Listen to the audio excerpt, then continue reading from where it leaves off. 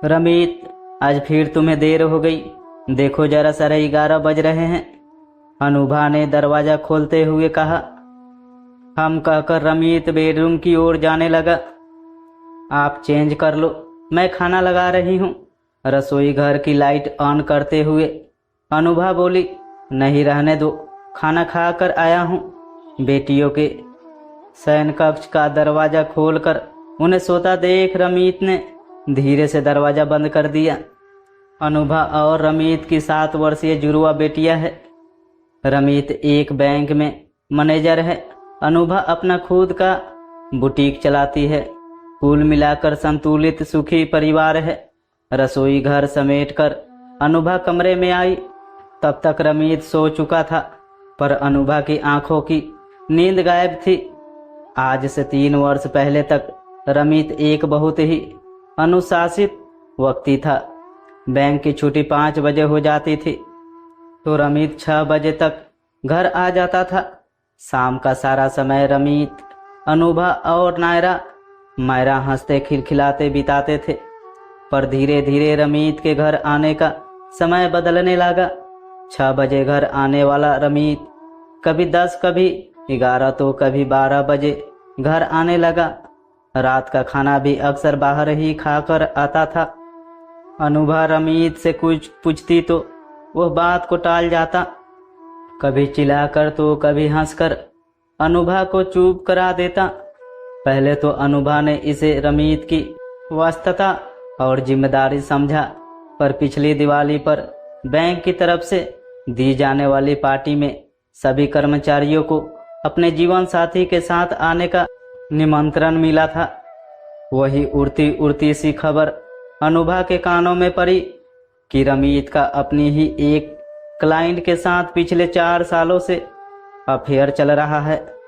पहले तो अनुभा को विश्वास नहीं हुआ, पर रमीत के बदले व्यवहार ने उसे सोचने पर मजबूर कर दिया। एक शख्स निर्णय लेकर अनुभा गहरी नींद से सो गई।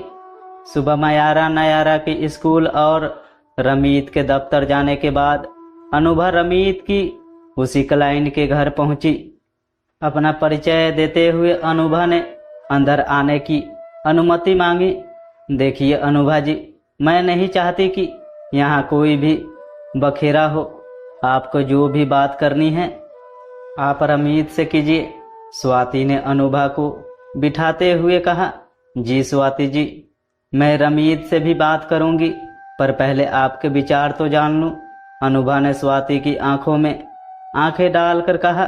अनुभा जी, मैं और रमीत आज से 5 वर्ष पहले एक आधिकारिक कार्य की वजह से एक दूसरे से मिलते थे।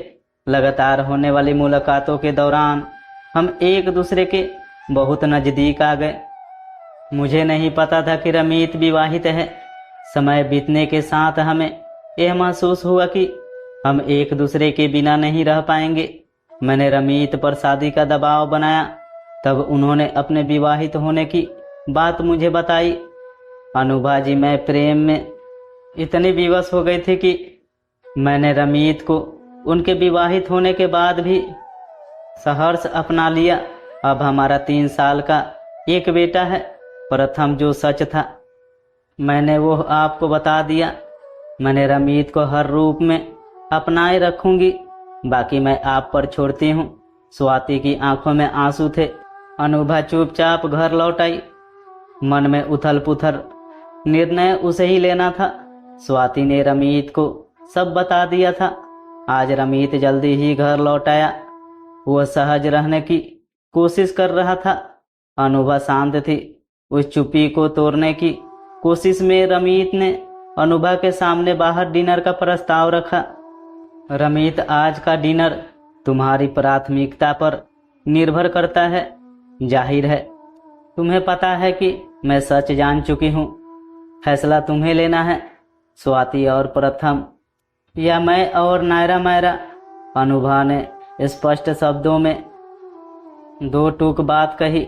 अनुभा, तुम जानती हो कि मैं तुम्हें और मायरा को भी नहीं छोड़ सकता, और ना ही स्वाति और प्रथम के बिना रह सकता हूँ।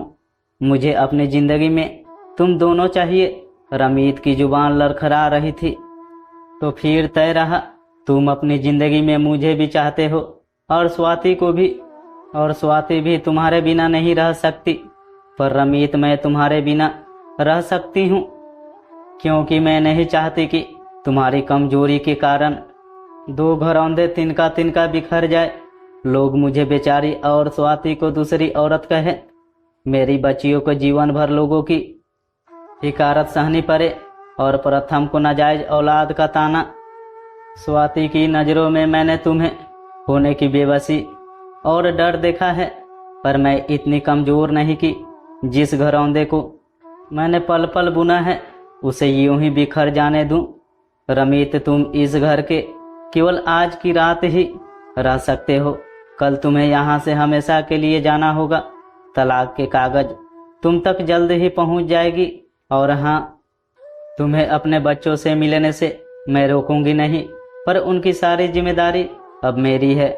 आज से मेरे घरौंदे की सुरक्षा की जिम्मेदारी सिर्फ मेरी है, कहकर अनुभा नायरा और मायरा के कमरे में चली गई। रमीत खरा उन पलों को याद कर रो रहा था जब उसने स्वाति और अनुभा दोनों को धोखे में रखकर अपने ही घरौंदे की बुनियाद कमज़ोर कर दी थी। दोस्तों, अगर ये कहानी आपको अच्छी लगी हो तो मेरे वीडियो को लाइक करके चैनल को सब्सक्राइब जरूर करें।